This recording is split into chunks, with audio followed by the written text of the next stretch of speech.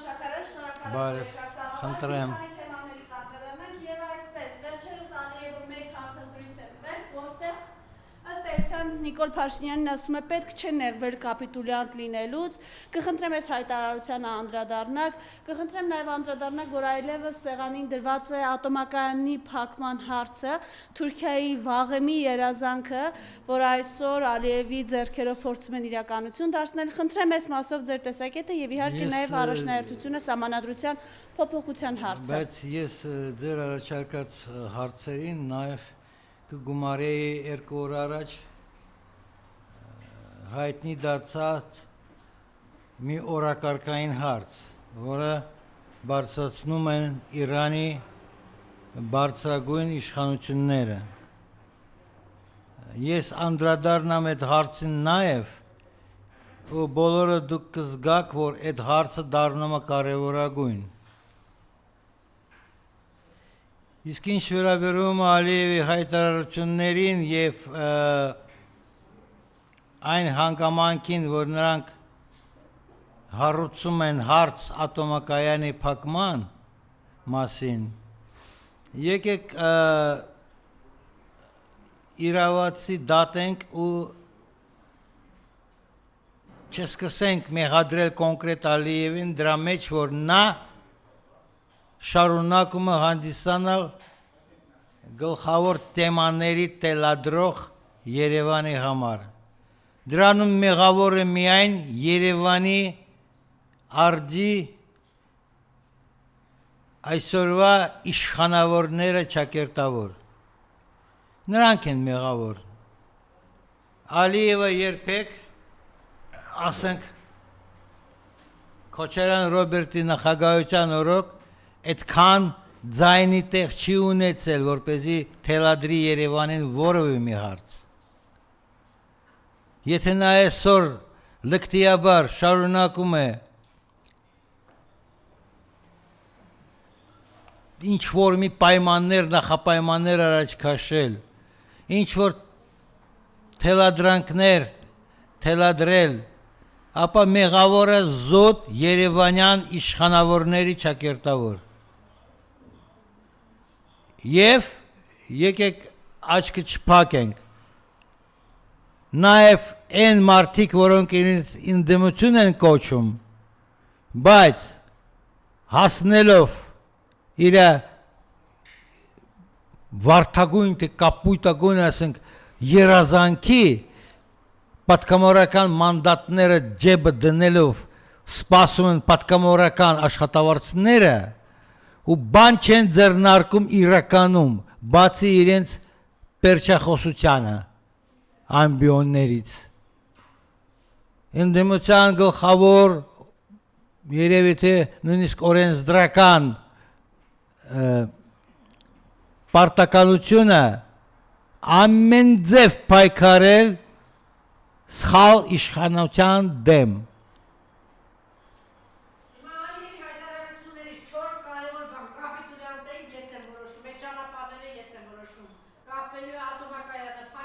Եվ այլը։ Հիմա ես հերթով անդրադառնում եմ ու ասում եմ,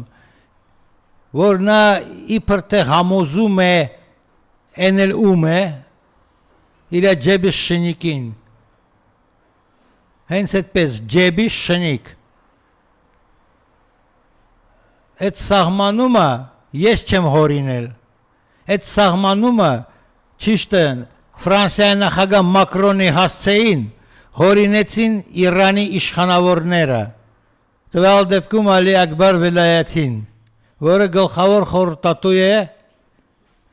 Իրանի իսլամական հեղափոխության գերագույն առաջնորդի մոտ։ Բայց ինչքան Մակրոնը ջեբի շնիկը, ոչ թե ինքնուրույն ինչ-որ մի քաղաքական գործիչ, էլ չեմ ասում Ֆրանսիայի նախագահ, այդպես էլ Երևանում ջեբի շնիկներն են նստած։ Ու այս ջեբի շնիկը այսօրվա օրով ասում է, որ ինչ վատը, թուրքը ընդհանրապես հայհոյանք չի, վիրավորանք չի։ Այսինքն խոստովանում է, որ նա թուրք է։ կապիտուլանտը մենք ենք իրան ասել, դրա համար իրոք առաջինը, որը ասենք ասել են, որ երկրի ղեկավարը կապիտուլանտը եւ դավաճանը, դա Երևանի ժողովուրդն է եղել։ Երևանի հայրենասիրական շրջանակներն են եղել։ Ու հետ չէ զարմանալի չէ, որ նույն խոսքը օգտագործում է թեկուզև Քուրդ Ալիևը։ Ես չեմ զարմանում։ Ատոմակայանի փակման հարցը Թուրքիան եւ Բաքվի ռեժիմը դնում են արդեն որորդ տարի։ Էդ էլ չի զարմացնում։ Զարմացնում է լռությունը Երևանի կողմից։ Իսկ այն թեզը, թե իբր թե Ալիևը որոշում ինչ ճանապարհներ պիտի լինեն, թե չլինեն, շատ ինձ կներեք։ Եկեք մի անգամից անդրադառնանք 2 օր առաջ հնչեցրած Իրանի կտրուկ տեսակետը։ Ես հենց հիմա ձեզ եթերում ընթերցեմ, թե Իրանի բարձրագույն իշխանությունը, բայց ինչ կարգի իշխանությունը, որը ներկայացնում է եւ ռազմական ոլորտը եւ կոնկրետ Իսլամական հեղափոխության պահապանների կորպուսի հրամանատարությունը։ Եվ այսպես, Անժելա ջան, կընթերցեմ էդի եւ հայերեն, եւ ռուսերեն, որպեսզի տարբեր մարդիկ նորմալ ընկալեն եւ հասկանան։ Եվ այսպես, գեներալ մայոր Եղիա Ռահիմ Սաֆավի հայտարարեց, նշվում է, տրիպ ամերիկյան նախագծի և Հայաստանի հետ բանակցությունների շուրջ։ Ինչը նշում մեր գեներալ մայոր Սաֆավին։ Ի հեճուկս հայկական կողմի պնդումներին, մենք Հայաստանի հետ ոչ մի նախնական պայմանավորություններին չենք հասել տրիպի վերաբերյալ։ Այդ հարցով չկա ոչ իրական, ռեալ փոխըմբռնում, ոչ էլ տեսակետների ընդհանուր կետը։ Մենք բացեիբաց եւ հստակ հասցրեցին միջև Հայաստանի ղեկավարությանը մեր կարմիր գծերը, այնուհետև Հայաստանի խորհրդարանի պատգամավորների հայտարարությունները իրականության չեն համապատասխանում, թող այդ տականքը պատգամավորական մանդատ ստացած հասկանա ումը դա ուղղված, որովհետև Իրանի գեներալ մայորը կոնկրետ այդ պատգամավորի անունազգանուն չի նշել, բայց ինձ թվում է դժվար չի անդրադառնալով չշտել, որ մի տականքը, որ մի ազգի դավաճանը արտասանել է, որ յանը թե Իրանի հետ նրանք պայմանավորվել են։ Չես պայմանավորվել, ու քուն Նիկոլը չի պայմանավորվել, որտեղ պատասխանը Իրանը սպասում է ոչ թե պատգամավորներից, այլ ավելի բարձրաստիճան ղեկավարներից, որոնք հիմա սիլիբիլի են խաղում Ռուսաստանի հետ, այդ ԵԱՀԿ չի, Եվրոասիական տնտեսական միության հետ, ԵԱԹՄ-ի հետ, եւ այլը, սակարկում են, բայց մոռացել են, որ առաջին հերթին պետք է պայմանավորվես հարևանի հետ, ոչ թե Ռուսաստանի հետ։ Սաֆավին շարունակում է, մյուս կողմից, մենք չենք հասկանում, եթե մենք ամերիկացիներին ճանապարհը փակել ենք Հորմուզի նեղուցում, լավ լսեք, ապա մենք ինչու պիտի հարավային Կովկասում դիմանանք ամերիկացիների ներկայությունը։ Հարցի թեքումը հասկանալի է։ Ինձ թվում է պետք է հասկանալի լինեն։ Ու այդ հարցերը ուղարկված են գեներալ-մայոր Սեֆևիի կողմից ոչ միայն Երևանյան իշխանավորներին, այլ նաև Ալիևին, Էրդողանին եւ այլոց։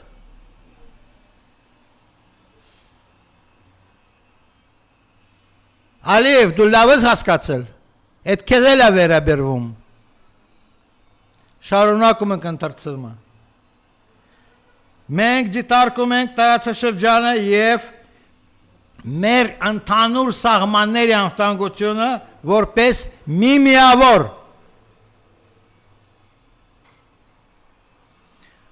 Այս պատճառով տրիպ նախագիծը ամերիկյան իր այսօրվա ձևաչափով ներկայացնում է ուղղակի սպառնալիք Իրանի համար։ Լավ լսեք ինքը ինչ է ասել։ Դա սպառնալիք է Իրանի համար։ Եթե հայերը սպառնալիք չեն տեսնում, то թքած ունի Իրանը հայերի վրա։ Հենց այդպես։ Որովհետև շարունակությունը մենք կշարունակենք բանակցություններ Հայաստանի հետ, բայց եթե անվտանգության դիմաց պատասխանատվությունը այնտեղ, այսինքն Անդրկովկասում, Սյունիքում պիտի դրվի ամերիկացիների, ամերիկյան զինված ուժերի վրա, ապա Իրանը իր իրավունք է պահպանում պատասխան գործողություններին եւ համապատասխան միջոցառումներ ձեռնարկելու հնարավորությանը։ Դատելով թե ինչպես Իրանը վերաբերվում է մահմեդական արաբական երկրներին Պարսից ծոցում, այսինքն եթե պետք է ռմբակոծումը, ղրտերակոծումը, պայթեցնումը եւ այլը, նամանավանդ ամերիկյան բազաներ, իսկ դուք շատ լավ գիտեք, Ամերիկայի դեսպանությունը Երևանում համարվում է Իրանում որպես ամերիկյան ռազմական բազա։ Էլ չեմ ասում են Ռազդանում վերջերս բացած եսիմին շքահանդեսով ինչ-որ կետ, որը կոչվում է ինչ է դատա կենտրոն, հա, դատա կենտրոն է կոչվում, որը արդեն իսկ հարցականներ է հարուցում, դա IT տեխնոլոգիաների ինչ-որ մի կետ է, թե ռազմական հետախուզության կետերից մեկն է Իրանի շուրջ։ Ու վերջնամաս, շատ ավելի լավ, եթե Հայաստանի սահմանապանները ինքնուրույնաբար վերահսկեն Իրանը հայկական սահմանը եւ բոլոր անցնող այդ սահմանով մարշրուտները, երթուղիները։ Հիմա Անժելա ջան, ձեր թույլտվությամբ ես նույնը ընթերցեմ ռուսերեն, որպեսզի մարդիկ ջոկեն ինչի մասին է խոսքը գնում։ Որովհետև մեզ լսողները նաև կա ռուսախոս զանգված, որը վայ թե հայերենը դժվար է ընկալում։ Сейчас я с разрешения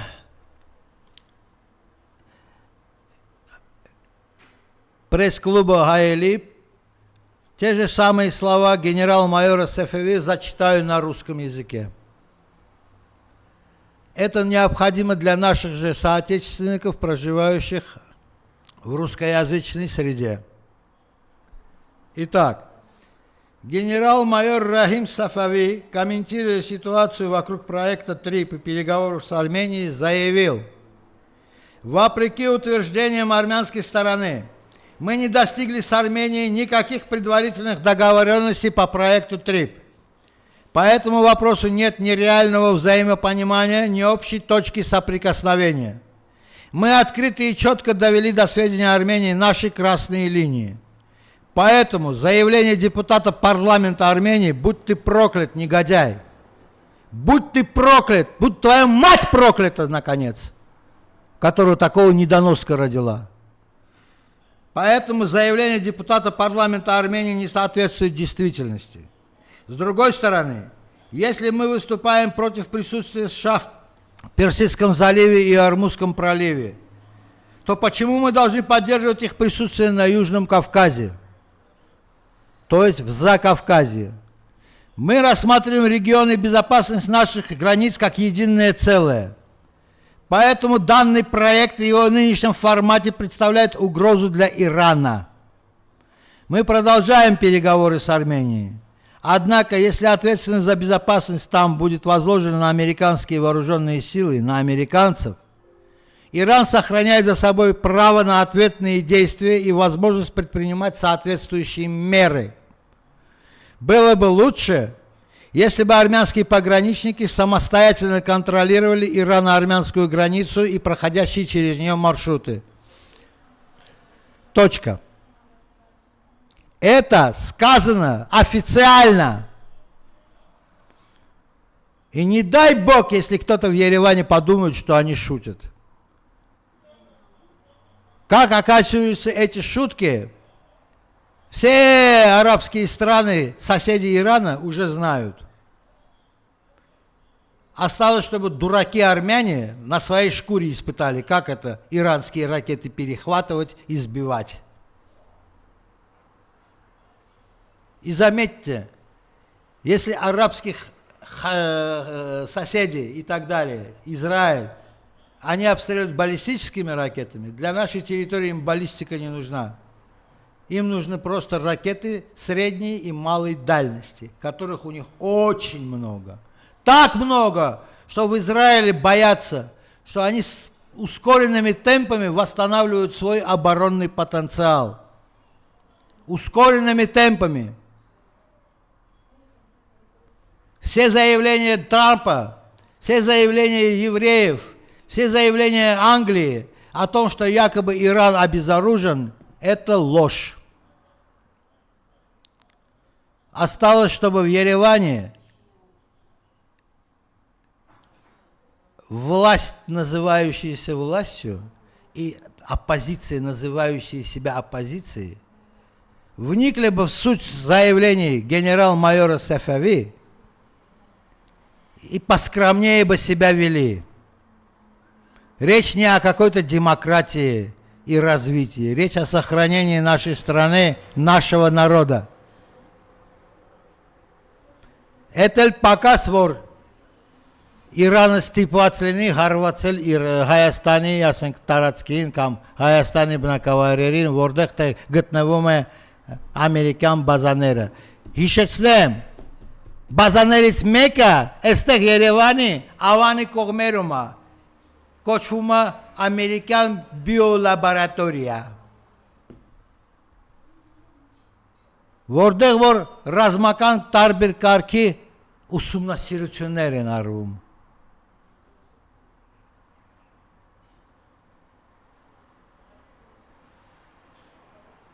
Սա նշանակում է, որ նույնիսկ Երևանը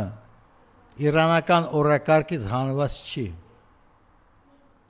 Սա նշանակում է, որ դուք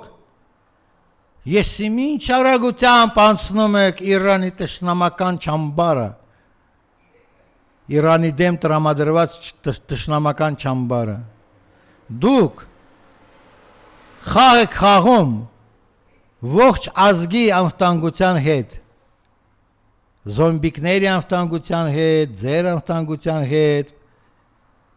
հայրենասեր հայերի անվտանգության հետ, դուք բոլոր հայերի անվտանգության հետ խաղ եք խաղում,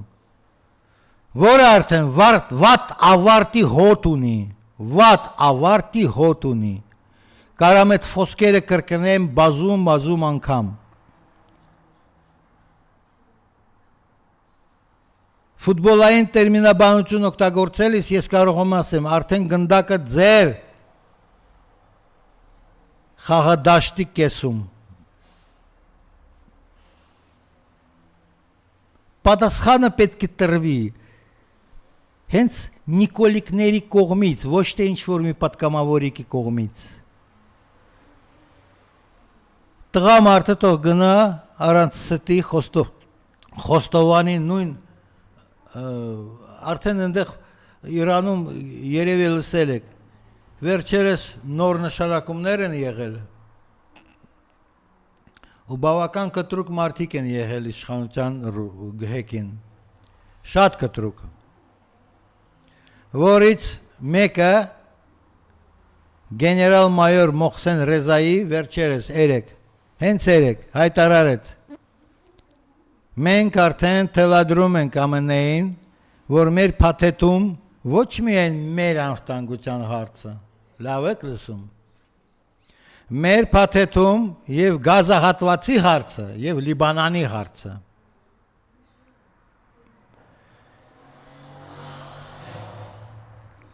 հարևան Իրաքից ամերիկացիներին հերացնում են, մնացել է շատ քիչ։ Մինչև սեպտեմբերը 30-ը պետք է հեռանա վերջին ամերիկյան զինվոր Իրաքի տարածքից։ Մի արեք այդպես, ինչպես Իրանը հասցրել է այդ խնդրի լուծմանը Իրաքի տարածքում։ Այսինքն անընդհատ ռմբակոծելով ամերիկյան ռազմական կետերը եւ տարբեր ուրիշ կոպիտ ասած աշխարհագրական դիրքերը։ Մի արեք այդպես, որ Իրանը ապացուցի արևմտամետ, թուրքամետ հայերին, որ շատ ինձ կներեք բաց եմ ասում, քակ ուտելը չկա այդ տարածաշրջանում։ Ուզում եք քակ ուտել, գնացեք ձեր զուգարաններում նստեք, քակ կերեք։ Բայց մի եկեք միջազգային ասպարեզ, միջազգային քաղաքական ոլորտը։ Այստեղ քակ ուտելը վնաս է բերելու ամբողջ ազգին, ամբողջ հանրապետությանը։ Ու այդ շատ կասի բաց հայտարարված մտքերը նորից եմ կրկնում։ Նրանք վերաբերվում են նաև Алиевյան фашистական режимին. Алиев, перехожу на русский, чтобы ты четко понял. Это предупреждение не только Армении, это предупреждение тебе, Таканг. Не ты определяешь маршруты в регионе. А это уже опять из слов другого генерала, генерал-майора Резаи и Иранского министерства иностранных дел.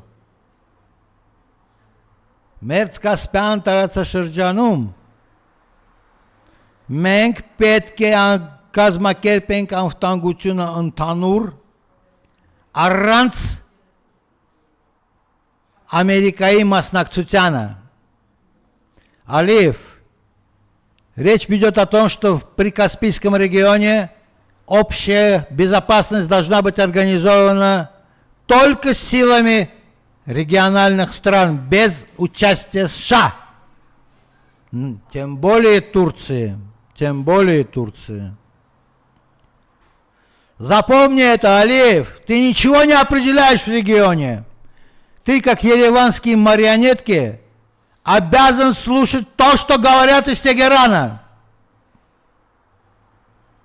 И ты это хорошо знаешь. Ты притворяешься, как ереванские правители, в кавычках. Ты притворяешься, что ничего не знаешь, и во всем ты будешь диктовать. Ты был дураком и остался дураком, Алиев. Тебе никогда не стать политиком даже регионального масштаба. Նույնը վերաբերվում է Երևանյան այդպես կոչված կառավարիչներին ճակերտավոր։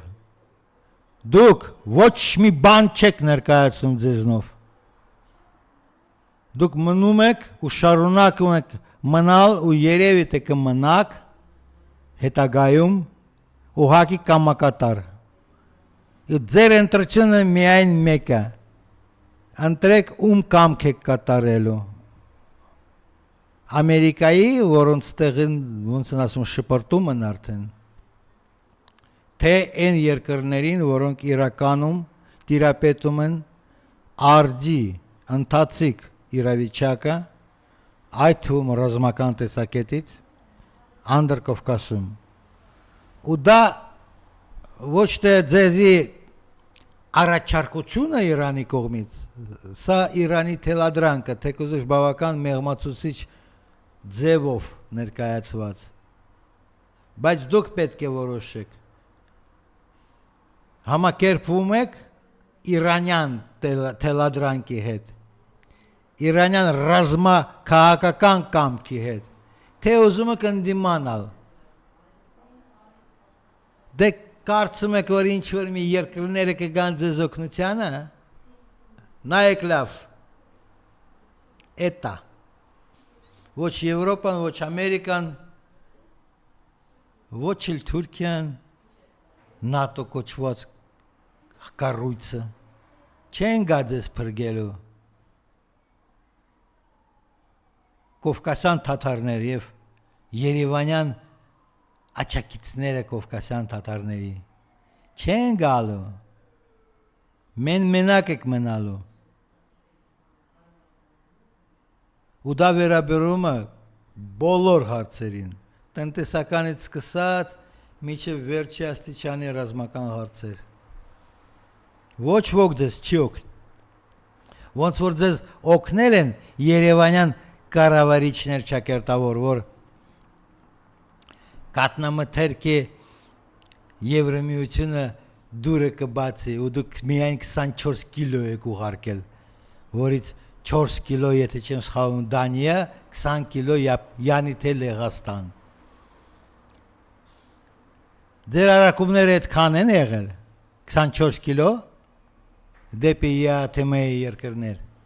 այսինքն Ռուսաստան։ Ինձ թվում է ոչ։ 24 կիլոյի համար ինչ-որ կներեք ինձի կալիտկա բացել, նույնիսկ պետք չի։ 24 կիլո։ Էդ էլ երևի պաղպաղակ, որովհետև այնտեղ կատնամթերքի ստանդարտները և պաղանջները շատ ավելի դաժան է, կիրառել է, օգտագործել օրեկան կյանքում, քան թե ես իմ չեմ ուզում հիմա այստեղ հորինեմ ինչ-որ մի ֆանտաստիկներ են ասենք պատմեմ, դա բավական լուրջ հարց է, բայց շատ ավելի լուրջ, երբ որ քեզ արդեն ռազմաքաղաքական ղեկավարությունը հարևան երկրի նախազգուշացնում է, որ քեզ հետ բանակցությունները կշարունակվեն, իհարկե, մինչև վերջի կետը կփորձեն խաղաղ ճանապարհով, ոնց որ նրանք արաբների հետ են վարվել։ Մինչև վերջի կետը արաբներին համոզում էին, վռնդեք ամերիկացիներին, դա ձեր անվտանգության երաշխավոր չի, արաբները չեն լսել, խոսքը իհարկե Պարսից ծոցի արաբների մասին է, ես տեղ չեմ խոսում Մարոկոյի կամ Ալժիրի մասին, մոտիկ հարևանների մասին է խոսք, բայց մոտիկ հարևանների թիվը մտնում են և կովկասյան թաթարները և հայաստանյան բնակչությունը, իրենց հեկավարներով հանդերձ։ Ահա թե ինչի առաջ մենք այսօր կանգնած ենք։ Այդ հայտարարությունից անցել է միայն 2 օր։ Շարունակությունը մենք կհետևենք, կտեսնենք շարունակությունը։ Իհարկե անմիջապես հարվածները չեն սկսվի, որովհետև անմիջապես Իրանը չի հարվածել ոչ Սաուդյան Արաբիային, ոչ Քուվեյթին, ոչ Բախրեյնին, ոչ Կատարին, ոչ էլ Օմանին, ոչ էլ Էմիրություններին, մի անգամից չի հարվածել, բայց երբ որ սկսել է, ապա այն սերիալի բանը այն որ կա էլի, որ հերթական սերիայից հետո գրում շարունակելի, դա շարունակական բնույթ է կրում։ Ու կայնեցնումը, թե շարունակումը, ով Իրանն է շարունակումը կամ կայնեցնում, ոչ թե արաբներն շարունակում ու կայնեցնում։ Դա այն դառը իրականությունը, որի առջև այսօրվա օրով ամբողջ մեր բնակչությունը կայնել է։ Ի շնորհիվ այն մարդկանց, որոնք կազմակերպեցին սկզբունքորեն դա պետհեղաշրջում էր, էդի ընտրություններ չէին, դա եղել է պետհեղաշրջում։ Եվ բանշակարան ժամանակի սղության վաճառով 3 հերթական ողբերգությունը զոհը բանակում, խնդրեմ ես պասով ձեր տեսակետը Սուրեն Պապի Այո, ոչ միայն Իրանն պինդ պահում, պրակտիկորեն բոլոր ուժայիններին է պինդ պահում, որովհետև այդ նշանակումները մենք կարդացել ենք մամուլում, մենք տեսել ենք, որ գրեթե ոչ մի փոփոխություն չկա, դե վերցրեք, այդ նույն Պապիկյանը մնացել է իբր թե ճակերտավոր պաշտպանության նախարար, այդ նույն Արաբատ Միրզաօղլի մնացել է արտգործնախարար իբր թե, այդ նույն մարդը մնացել է արդարադատության նախարար, այդ նույն մարդը մնացել է կոչվածը արտաքին հետախուզության ծառայություն, նույն մարդը մնացել է այդպես կոչված ՊԱԿ-ի նախագահ, միայն մի փոփոխություն է, Արմեն Գրիգորյանի տեղը զբաղեցրել է ոնց է Ալեն Սիմոնյանը, դա փոփոխություն չի իրականում, որովհետև մի կեղտի տեղը մյուս կեղտ է եկել, իսկ ուժայիններին պինդ պահում է, հայտարարվեց, կարծեմ երեկ է հայտարարել, թե այսօր, որ այդ սպանությունների, այդ մահվան դեպքերի պատճառով ինչ-որ լուրջ ուսումնասիրություն և պատրաստվում է ինչ-որ մի ասենք աստիճանավոր սպայակազմի անդամներին աշխատանքի հեռացումներ և